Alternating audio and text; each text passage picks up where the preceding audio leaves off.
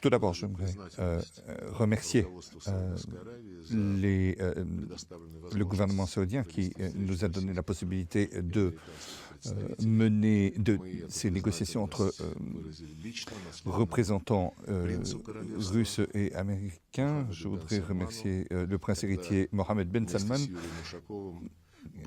Lorsque, avec M. Mouchakov, ils ont discuté de façon bilatérale et ensuite ils ont vu comment il était possible de garantir, sinon une conciliation totale, cela n'est pas possible, mais en tout cas, comment de grandes puissances peuvent tenir un dialogue professionnel et peuvent s'entendre pour tirer les leçons de ce qui s'est passé et de ne pas permettre de nouveaux conflits, de nouvelles crises. C'est la position du prince héritier, suite à quoi nous avons pu négocier avec la partie américaine. Marco Rubio, de manière liminaire, a souligné l'importance de défendre pour chaque pays ses intérêts nationaux. Nous sommes entièrement d'accord avec cela et nous sommes d'accord aussi sur le fait que ces intérêts nationaux ne correspondront pas toujours, loin de là, mais lorsqu'ils ne correspondent pas, il est très important de ne pas provoquer de confrontation et de quelque type que ce soit. Et lorsque les intérêts nationaux correspondent, eh bien, il faut tout faire pour faire des efforts et unir nos efforts dans cette direction et réaliser des projets mutuellement avantageux, tant dans les domaines politiques qu'économiques. Ainsi, je pense que les discussions ont été extrêmement utiles. Nous nous sommes non seulement écoutés, mais aussi entendus en se basant sur le fait que la partie américaine comprenait mieux notre position avec des exemples concrets. Nous sommes parvenus à divers accords. Le plus urgent et probablement ce n'était pas le plus difficile, c'était le fait de garantir l'envoi d'ambassadeurs dans nos deux pays. Ensuite, lever les obstacles qui, pendant de nombreuses années, sous la direction de Biden, ces 4 dernières années, ont été mis au sein de nos missions diplomatiques qui ont rendu très difficile le travail de ces missions diplomatiques et qui ont beaucoup gêné nos diplomates avec notamment les questions liées à notre immobilier et qui ont posé l'ensemble des problèmes, notamment pour les transferts bancaires très limités. Ainsi, nos adjoints se sont mis d'accord sur une rencontre et ont essayé de lever les obstacles à nos discussions dans le cadre des missions diplomatiques et des ambassades, que ce soit en Russie ou aux États-Unis, et sans se concentrer sur les phénomènes concrets liés à ces obstacles, et essayer de trouver des solutions systémiques pour mettre fin à ces difficultés qui alourdissent les relations normales. Le deuxième accord sur lequel nous sommes entendus, c'est la formation d'un processus pour le règlement du conflit ukrainien. Les Américains ont communiqué qui serait présent à Washington et nous sommes mis d'accord sur le nom du président, et comme le président Poutine l'a dit au président Trump, eh bien, nous avons désigné aussi notre participant à ce processus. Troisième élément de ce plan, c'est créer les conditions dans le cadre du processus lié au règlement de la crise en Ukraine et créer parallèlement des conditions pour que notre coopération se renouvelle, et ceci dans de nombreux domaines. Il y a beaucoup d'intérêts. Nous voulons reprendre les consultations en matière, pour ce qui concerne les problèmes géopolitiques dans les différentes parties du monde où la Russie a des intérêts. Et nous sommes intéressés sur le développement d'une nouvelle coopération économique. Pour discuter des questions économiques, eh bien, lors de notre rencontre d'aujourd'hui, le responsable du fonds d'investissement russe, M. Dmitriev, était donc présent et a présenté des problèmes qui existaient et qui pourraient être réglés rapidement. Nous passons à vos questions.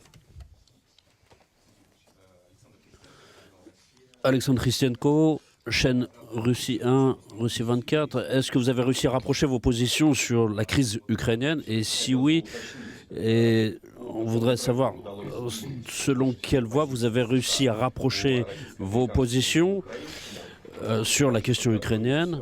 Est-ce que vous avez pu préparer une base qui permettra au président de se rencontrer?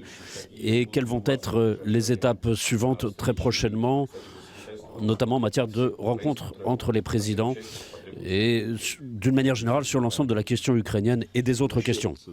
En ce qui concerne les questions sur lesquelles nous avons pu trouver un accord de compréhension, ça ne veut pas dire forcément que nos positions sont rapprochées, mais je l'ai dit, il s'agit du fait que nous sommes d'accord qu'il faut résoudre la question du fonctionnement de nos représentations diplomatiques et sur les questions de notre dialogue, sur les questions internationales, sur la question de coopération économique, nous avons noté un intérêt réciproque pour trouver des solutions. En ce qui concerne la thématique ukrainienne, je viens de rappeler cet accord sur le fait que les États-Unis vont nommer un représentant et nous ferons de même de notre côté.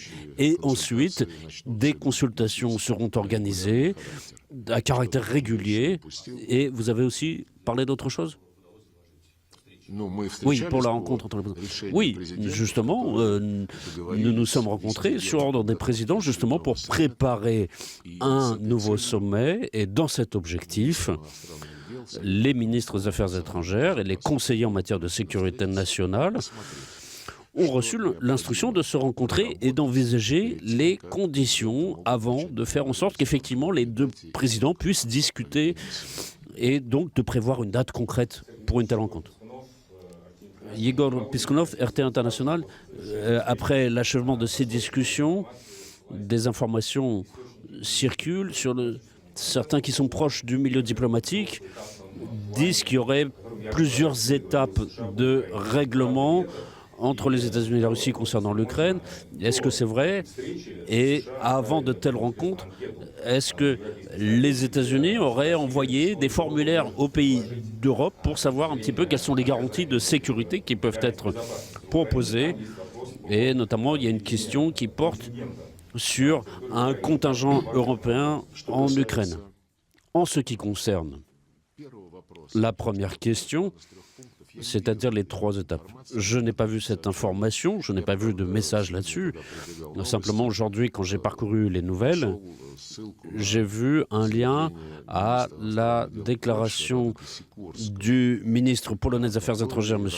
Sikorski, qui disait dans les couloirs de la conférence de Munich avoir rencontré un représentant américain, en l'occurrence M. Kellogg, et Kellogg lui aurait dit qu'il y aurait un certain plan de règlement. Il n'a pas question de 3 ou de 4 points.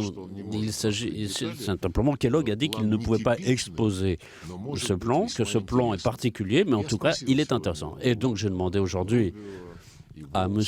Rubio, à M. Waltz, ce que signifie. Ils ont dit que c'est une fausse nouvelle. La deuxième question, concernant des informations qui circulent selon laquelle les Américains auraient posé des questions aux pays européens sur la façon de mieux comprendre ce que veut faire l'Union européenne. Et ici, les conseils des Américains pourraient être intéressants. J'ai évoqué cette question, mais j'ai aussi évoqué le thème concret portant sur le déploiement de troupes de maintien de la paix après que le conflit aura été réglé.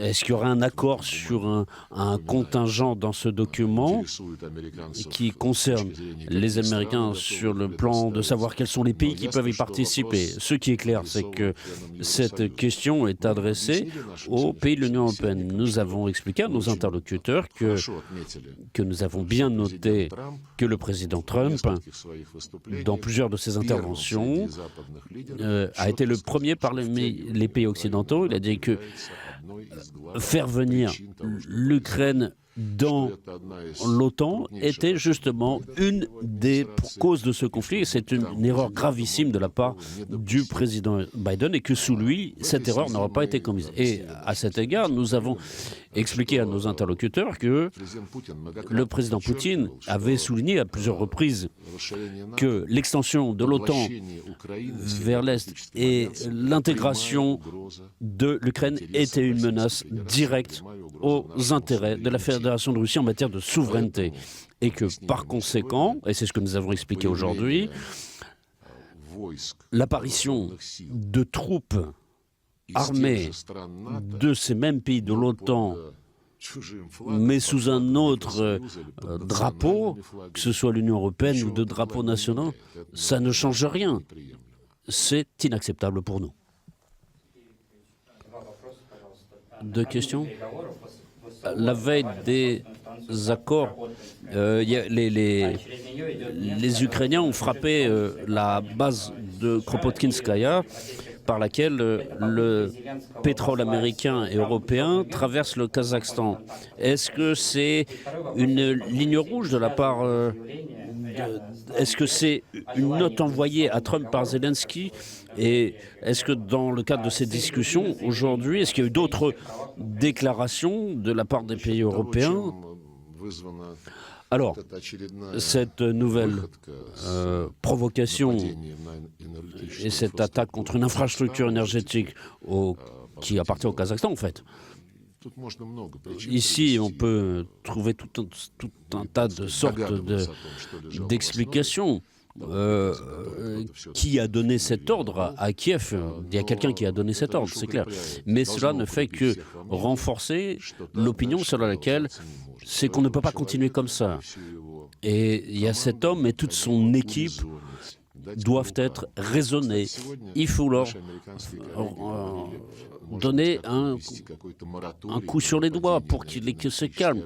Il y a peut-être un moratoire à établir sur le fait qu'il ne faut frapper des infrastructures énergétiques. Nous n'avons jamais porté de dommages à la sécurité de la population civile, mais nous avons uniquement frappé des sites stratégiques pour les troupes ukrainiennes. Je vous rappelle qu'il y a eu un accord qui avait été conclu.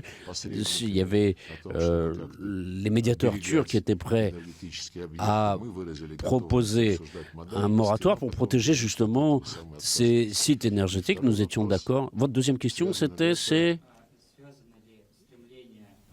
la volonté ou les déclarations des pays européens de participer aux négociations. Est-ce que c'est lié à d'autres déclarations sur les droits historiques? Je ne sais pas. Il y a des discussions qui sont en cours. Les responsables politiques en Roumanie en ont parlé très récemment. Je ne vais pas anticiper. Hier, Zelensky a déclaré qu'il ne reconnaîtrait pas les résultats des discussions entre les États-Unis et la Russie. À quel point, selon vous, la participation de Zelensky lui-même est importante? Est-ce qu'on peut compter sur sa participation? Je ne vais pas entrer dans les détails parce que c'est un sujet qui a été traité en détails par le président Poutine dans une interview à Pavel Zarubin. Je n'ai rien à ajouter. Dernière question.